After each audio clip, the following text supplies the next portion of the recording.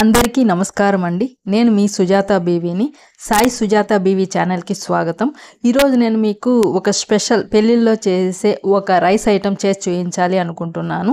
ఇది చాలా టేస్టీగా ఉంటుందండి. చాలా ఈజీగా కూడా మనం చేసుకోవచ్చు. ఒకసారి చేసుకొని తిన్నామంటే పదే పదే చేసుకోవాలనిపించే అన్నీ మన ఇంట్లోనే ఉండే ఇంగ్రీడియంట్స్తో చేసుకునే ఈజీ అయిన రెసిపీ అండి. దాన్ని ఎలా చేసుకోవాలో ఇప్పుడు చూద్దాము. అది ఏదో కాదండి, టమాటో బాత్. ముందుగా టమాటో బాత్ కావాల్సిన పౌడర్ని, మసాలా పౌడర్ని తయారు చేసుకుందాము. స్టవ్ మీద ప్యాన్ పెట్టుకొని కొద్దిగా ఆయిల్ వేసుకొని 1 స్పూన్ ధనియాలు, 1/2 స్పూన్ జీలకర్ర, 1/2 స్పూన్ సోంపు, ఒక 5 ఎండుమిరపకాయలు, కొద్దిగా కొబ్బరి ముక్క, అలాగే 3 లవంగాలు, చిన్న చెక్క, 3 యాలకలు, 3 అనాస పువ్వులో మొగ్గలండి, 3 అన్నీ వేసుకొని దోరగా వేయించుకుందాం. అవి కాస్త వేగిన తర్వాత ఒక 5 రెబ్బలు వెల్లుల్లి, అలాగే కొద్దిగా అల్లం ముక్కలు వేసుకొని అవి కూడా వేయించుకుందాము. పచ్చివాసన పోయేదాకా వేయించుకుందాము. అవి వేగిన తర్వాత అన్నీ తీసి పక్కన పెట్టుకుందాము. ఇప్పుడు నేను 3 టమాటాలు కట్ చేసుకున్నాను 1/4 కేజీ రైస్కి.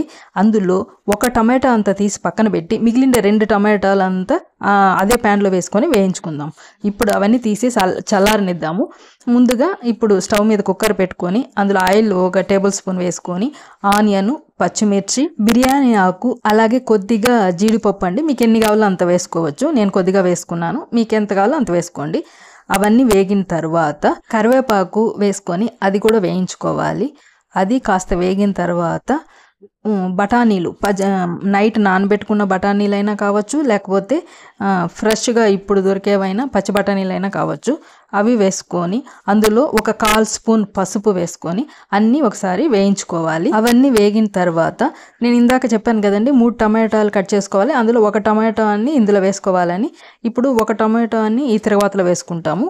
రిమైనింగ్ 2 టమాటాలు వేయించి ఇప్పుడు ఆ మసాలాలో వేసి పేస్ట్ చేసుకుంటాం అనమాట. ఇప్పుడు ఇవన్నీ వేగిన తర్వాత ఇప్పుడు మసాలా పేస్టు ఇలా వాటర్ వేయకముందైనా వేసుకోవచ్చు. మనం అన్నీ వేయించేసాం కాబట్టి ఇప్పుడు వాటర్ వేసుకున్న తర్వాత ఇందులో ఇప్పుడు కొత్తిమీర వేసుకుంటాము.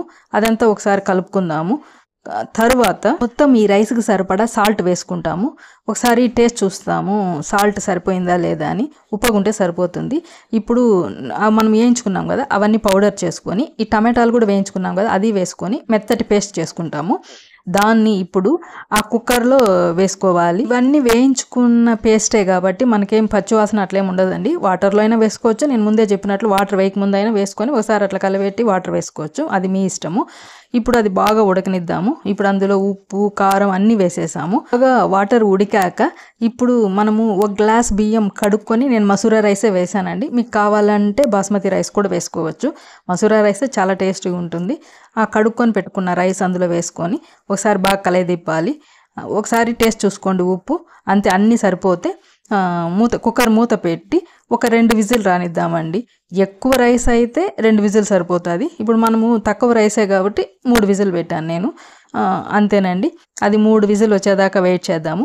విజిల్ వచ్చేసిన తర్వాత కాసేపు అలాగే ఉంచేద్దామండి. ఒక 10 to 15 మినిట్స్ దాన్ని కదపకుండా అలాగే ఉంచేసి తర్వాత తీసి మొత్తం ఒకసారి అలా కదుపుకొని సర్వింగ్ బౌల్లో తీసుకుంటే ఎంతో టేస్టీ అయిన టమాటో బాత్ రెడీ. మీకు ఒక విషయం చెప్పాలండి, అక్కడ నేను 1 గ్లాస్ రైస్ తీసుకున్నాను కదా, 2 గ్లాస్ వాటర్ వేసుకోవాలండి. అలాగే తిరగబాతులో నేను ఆయిల్ వేసానని చెప్పాను. మీకు కావాలంటే నెయ్యే వేసుకోవచ్చు, లేదా కొంచెం నెయ్యి కొంచెం ఆయిల్ వేసుకోవచ్చు అండి. అది మీ చాయిస్. నిజం చెప్తున్నానండి, పెళ్ళిళ్ళలో మనం తింటే ఎంత టేస్టీగా ఉంటుందో సేమ్ యాజ్ ఇట్ ఈస్ అంతే టేస్టీగా, హైజెనిక్గా, సూపర్గా ఉంటుందండి.